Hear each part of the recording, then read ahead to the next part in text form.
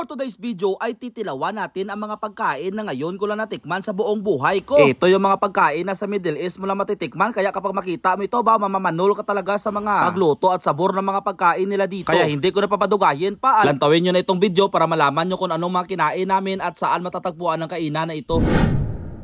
Located lang gali sa Altachera Village, Haro, Iloilo City ang kainan na ito. At ito palang tinatawag nila nga Sajj Hut, a taste of tradition. Kaya sabi ko parang bago sa akin ang Sajj Hut na ito. Do ngayon ko lang nabatian ang pangalan na resto na ganito.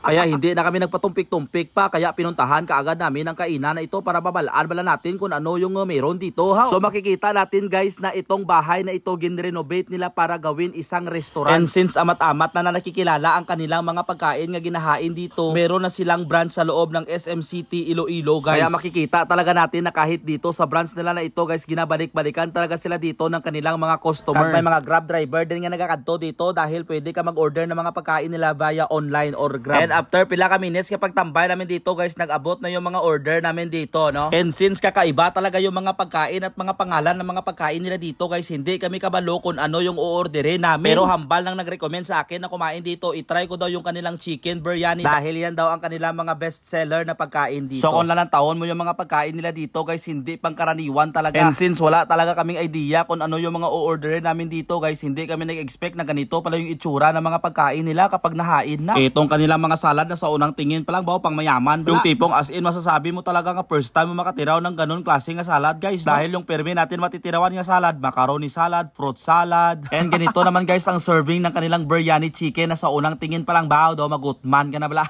Okay, dahil daw matulo na yung laway mo at hindi na natin papatugayin pa at tikman na natin itong kanilang chicken. Baw pag no ko dito sa kanilang special sauce at pagkagat ko, baw karimis talaga guys no, napaka-crispy ng balat ng chicken nila. And gintry ko lang guys nga inuno dito no sa anong tawag nito, nakalimutan ko kung anong pangalan niya para matikman. Baw kanamit gali yung sabor niya guys. Iba yung ginasawsaw dyan guys no, naghimuhimo ko diya sa akon nga timplaya pero do goods man.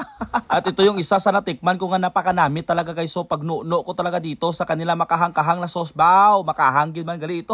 Abe try natin yung isampaw dito sa kanilang biryani rice be, kag ilagyan ng sauce be, kag iikot sa rahon dayon be. Abaw do nakakatakam-takam talaga tingnan bla, idasok tas baba tabla. Karimis gatulolo man yung balahas natin dito. Isa din sa mga best seller nila ito guys. So itong kanilang beef shawarma rice, baw kanami talaga tulukon dahil nagagatas-gatas talaga. Napakananam talaga ng sabor niya guys dahil hindi gintipid sa beef at sa mga panakot. So tignan naman natin si Ma'am Shi guys no kung paano niya lapangin ang paa ng manok na ito. Baw dasok-dasok talaga ba. Kaya mo pa? Ito pala guys ang ginatawag nila dito nga Sajj bread no. Ito yung mga ginakaon ng mga manggaranon sa Middle East. So palantaw ko sa inyo kung paano ito kainin. Inuuno mo dito sa kanyang sausawan tapos kakagatin mo na yan yung magsiserve na palaman niya guys at magpapalasa ng wrap na ito. Pero dahil bida-bida ako, baw ginihimo ko ta na ito guys nga shawarma. O hindi ganitong insakto na pagkain ng wrap na ito guys ha. Ginakaon lang talaga ito at ginanuno sa kanyang sauce. Pero maana bakit ginawa ko ta na itong shawarma man. Nilagay ko dyan guys no lahat-lahat yung mga salad, yung mga biryani rice na naglagay ako dito ng kanilang hot sauce. At syempre naglagay na din ako ng special na sausawa na ito para sa buroso bala dahil nanam ako dito sa may sauce na ito guys. Nakalimutan ko kung anong pangalan na ito. At dahil punong-puno na ito at nalagay na natin lahat-lahat na makikita dito sa lami sa ating ginpilo ko na. Inuuno lang natin ulit dito guys no sa special na sauce na ito para matikman na natin ang ating experiment. Do madunlan ako. Do palagay ko madudunlan man ako dito sa ginhimo ko nga shawarma guys. So tingnan nyo blaw ba, buta-buta nga daan ang sulod nito.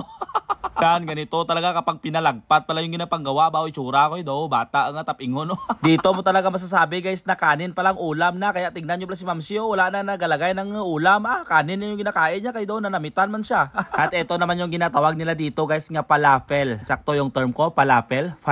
Basta do amo tong pagkabatikot ganito yung itsura niya guys no, yung brown sa labas naga-crispy na siya guys kung kagton mo siya. And kapag inuusang mo na siya guys, hindi ko ma-explain kung ano yung sabor niya na parang broccoli na parang hindi ko talaga ma-explain dahil nanam yung loob niya guys. At dahil nakita ko sa itsura ng Ma'am Shi ko nga takam na takam siya gintistingan ko din, baw ka nanam gid man guys kag naga-crispy talaga yung naga-brown sa labas niya. As in hindi mo masasabi nga puto o kung cupcake ito dahil hindi man siya matamis. Sabi try natin sa ganitong sausawan. As in kakaiba talaga ang pagkain na to guys. Feel ko healthy siya kasi parang vegetable siya na parang ewan basta manamit. At dahil hindi ko masasa yung ginbuhat-buhat ko dito nga shawarma, ginpasa ko dito sa pare ko baw do dalok-dalok ka man pa kanoon pre ba. So masadya talaga yung kainan namin namin dito guys no, dahil first time na may makakain at makatiraw ng ganitong klaseng pagkain dito sa Iloilo. And of course mahambal mo din bala sa kaugalingon mo nga ba, hindi man tayo magmanol-manol nito kung saan man tayo dadalhin ba dahil nakatiraw man tayo ng mga pagkain nila dito. And of course mag-explore man tayo ng iba't ibang luto ng ibang bansa malay mo pinakadlaw magpunta tayo sa Middle East kundi hindi tayo magmanol kung paano kainin yung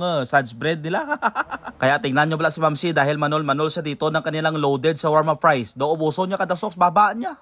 Kaya sabi ko sa kanya, sure bulin mo na mauubos mo yung loaded shawarma fries na yan kay kundi mo yung ganit maubos, ikaw yung kakaunin ko.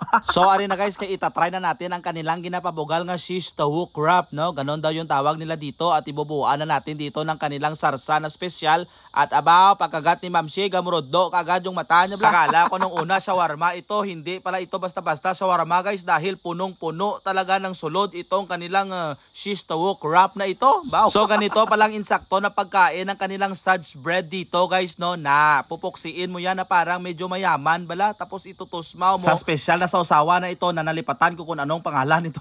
Kaya kung gusto mo din mag-experience makakain ng mga pagkain na pang Middle East, ati itry mo na maglagaw dito sa Saj para makapag-explore din bala kayo sa pagkain ng mga pang international cuisine bala nga mga luto bala. At kung papamangkutin mo ako kung budget friendly ang kainan ito, yes, budget friendly talaga. O tingnan nyo, kay ipa-flash ko bala sa screen ang mga presyo ng mga baligya nila dito kung ayaw nyo maniwala sa akin. And para hindi kayo mabudlayan sa pagpunta dito guys, i-search nyo lang sa Google Map ang Saj Hut dahil lalabas yan sa inyong mga mapa. Matalang pa kayo, let's go!